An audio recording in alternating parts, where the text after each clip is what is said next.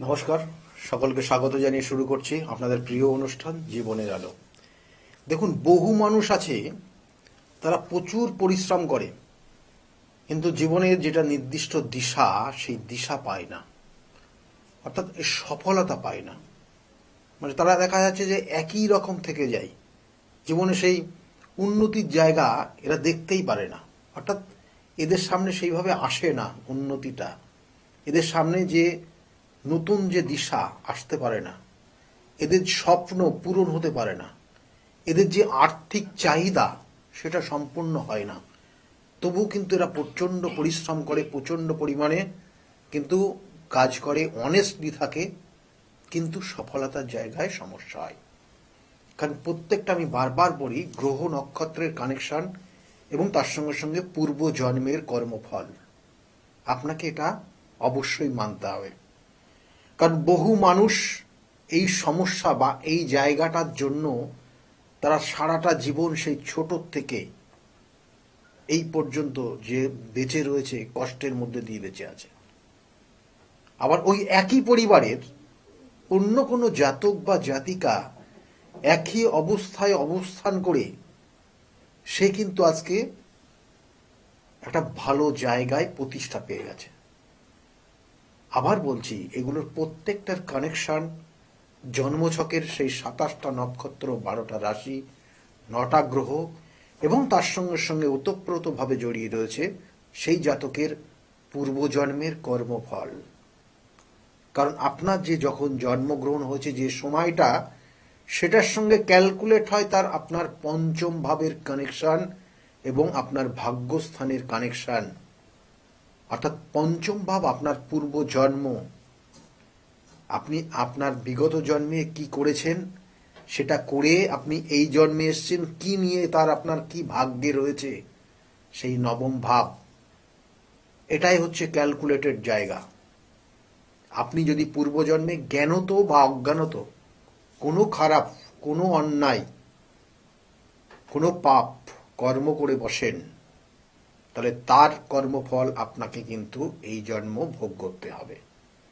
এটা শুধু আমার কথা না, এটা শাস্ত্রে রয়েছে এবং সেটা নির্দিষ্ট একদম চোখে আঙুল দিয়ে সেটা কিন্তু মহাভারতেও লেখা রয়েছে, তার নির্দিষ্ট শাস্তির কারণ।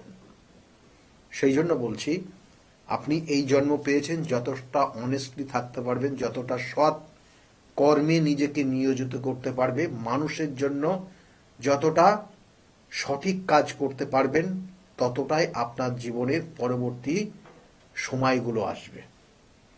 সেই জন্য এগুলোর, যেমন বললাম, পঞ্চম ভাব এবং নবম ভাব, এই পঞ্চম ভাব এবং নবম ভাব খুব পাওয়ারফুল কানেকশন একটা জাতক জাতিকার থাকে। কেন? কারণ আপনি যদি লগ্ন ভাবে আপনার অবস্থান থাকে, তাহলে আপনার পঞ্চম এবং নবম এই দুটো ঘর যদি আপনি ওই লগ্ন থেকে কানেক্ট করেন, তাহলে একটা ত্রিভুজ তৈরি হবে, যে ত্রিভুজের 3টে কোণের মান একই হবে 60 ডিগ্রি। এবং এই কোণ, তাই এই 3টে ভাবকে কোণ বলা হয়। অর্থাৎ এই 3টে ভাবকে কোণের যোগ বলা হয়। আর চতুর্থ, সপ্তম, দশম এবং লগ্ন, এই 4টে কোণকে কেন্দ্র বলা হয়। অর্থাৎ কোণ এবং কেন্দ্র, কোণ থেকে আমাদের কি দেয়? কোণ থেকে আমাদের দেয় আমাদের জীবনের পূর্বজন্মের কর্মফল এবং এই জন্মের ভাগ্যফল। সেটা নিয়ে আবার মোক্ষ লাভ হয়। অর্থাৎ দেখবেন যে লগ্ন ভাব থেকে পঞ্চম ভাব পর্যন্ত একটা রেখা তৈরি হয়, আবার পঞ্চম ভাব থেকে নবম ভাব পর্যন্ত আর একটা রেখা তৈরি হয়, এবং নবম ভাব থেকে একদম দ্বাদশ লগ্ন ভাবের আর একটা রেখা তৈরি হয়। এটাতে কি বোঝায়? এটাতে বোঝায়, দেখবেন যখন স্বয়ং মহাদেব যখন ধ্যানে বসে থাকেন, ধ্যান অবস্থায় কোনো মূর্তি আপনি বা কোনো ফটো যদি আপনি দেখেন, তা সেটাকে আপনি রেখার মাধ্যমে কল্পনা করলে দেখবেন একটা ত্রিভুজ তৈরি হচ্ছে। অর্থাৎ সেই মহাদেবের ধ্যানমগ্ন অবস্থাকে ইঙ্গিত করছে আপনার জীবনের জন্ম এবং আপনার জীবনের স্থায়িত্ব এবং আপনার জীবনের ধীরে ধীরে আবার মোক্ষের দিকে যাওয়া। তাহলে এটা এইভাবে কানেকশন রয়েছে। সেই জন্য একটা জাতক জাতিকার পঞ্চম ভাব খুব গুরুত্বপূর্ণ। তার আগের জন্মের কর্মফল তার মধ্যে রয়েছে, আর তার সঙ্গে সঙ্গে নবম ভাবের কানেকশন রয়েছে, সেটাকে বলা হচ্ছে আপনার ভাগ্য ভাব। এবং এটা জ্যোতিষশাস্ত্রে আবার বলা হয় যে এটা লক্ষ্মীর স্থান। এই ভাব কটা লক্ষ্মীর জায়গা বলা হয়। আর চারটে ভাগ যেটা বললাম, চারটে যেটা কোন কেন্দ্র বললাম, কেন্দ্রটাকে বলা হয় নারায়ণের অবস্থান। কোণ এবং কেন্দ্র যদি সম্মিলিত হয় কারোর জন্মছকের কোনো ভাবে গিয়ে, তাহলে সেটাকে বলা হয় একটা রাজযোগ অবস্থান, অর্থাৎ রাজযোগ প্রাপ্ত অবস্থান। সেই সকল জাতক জাতিকার কোনোদিন অর্থের অভাব হয় না। কিন্তু আমাদের শাস্ত্রে আরো কিছু ব্যাখ্যা রয়েছে, যেটা বলা হয় লক্ষ্মী যোগ। লক্ষ্মী যোগ কখন হয়? বলছে লগ্নপতি এবং নবমপতি যদি শক্তিশালী যুক্ত হয়, অর্থাৎ ওই নবমপতি দেখা গেল তার সঙ্গে লগ্নপতির বা পঞ্চমপতির কানেকশন যদি কানেক্টেড হয়ে যায়, অর্থাৎ দুটো যদি কোণ এক জায়গায় তৈরি হয়ে যায়, দেখা গেল সেটা গিয়ে তৈরি হচ্ছে কিন্তু সপ্তমে বা দশমে বা চতুর্থে, তাহলে এটা একটা বড় রকমের লক্ষ্মী যোগ বলা হয়। লক্ষ্মী প্রাপ্তি, তার বিরাট একটা ইনকাম, তার জীবনে কোনোদিন অর্থের অভাব হবে না। যেটা প্রথমে দিয়েই আলোচনা করলাম যে অনেক জাতক জাতিকা প্রথম থেকেই তার দুর্দশা লেগেই আছে, প্রথম থেকে তার জীবনের সেই উন্নতির শিখর বা উন্নতির দিশা পাচ্ছে না, কষ্ট করেই যাচ্ছে, কষ্ট করে যাচ্ছে, কিন্তু একই পরিবারের অন্য মানুষটা, তার জাতক, সেই জাতক জাতিকা একই পরিবারের থেকেও সে জীবনের খুব ভালো জায়গায় পড়ে গেছে, কারণ এই গ্রহগত কানেকশনের কারণে হয়। আর কি হচ্ছে বলছে নবমপতি কেন্দ্র কোণ বা কোনো তুঙ্গস্থ অবস্থায় যদি অবস্থান করে নবমপতি, তাহলে সেই সকল জাতক জাতিকার এই লক্ষ্মী যোগ তৈরি হয়। এবং এর সঙ্গে সঙ্গে বলছে নবমপতি এবং শুক্র যদি কেন্দ্র বা কোণে স্বক্ষেত্রে বা মূল ত্রিকোণে গিয়ে অবস্থান করে, তাহলেও জানবেন সেই জাতক জাতিকার এই লক্ষ্মী যোগ তৈরি হয়। যে লক্ষ্মী যোগের কারণে সে জীবনে তার অর্থ সমস্যা সে দেখে না। অর্থ সমস্যা হলে সে কোথার থেকে না কোথার থেকে সে অর্থ অবশ্যই পেয়ে যাবে। এবং এর সঙ্গে সঙ্গে বলা হয়, দেখবেন অনেক জাতক জাতিকার, কারণ আমি এই আজকে দুটো তিনটে যোগ নিয়ে বলবো যেটা ওতপ্রোতভাবে প্রত্যেকটা মানুষ চায় কিন্তু পায় না কেন, তার কারণগুলো আমি বিস্তারিত ব্যাখ্যা দিয়ে দিলাম। এবং এই যোগগুলো কখন হয় আপনার জন্মছক আপনি দেখেই বিচার করতে পারবেন। আর একটা যোগ বলবো যোগ, সেটা হচ্ছে জয় যোগ। জয়, সাকসেস আপনার জীবনে কতটা পাবেন আপনি। বলা হচ্ছে যদি ষষ্ঠপতি নিচস্থ হয়, কারণ ষষ্ঠপতি দুস্থান, সে যদি নিচস্থ হয়ে যায় এবং দশমপতি যদি তুঙ্গস্থ হয়, অর্থাৎ সে পাওয়ারফুল কানেকশন পেয়ে যায়, এবং এটা যদি কোনো জন্মকুণ্ডলিতে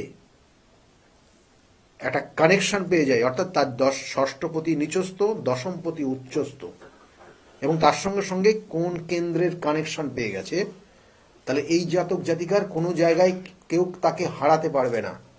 যে কোনো কম্পিটিশন এক্সামে সে জীবনের সাকসেস পাবেই পাবে।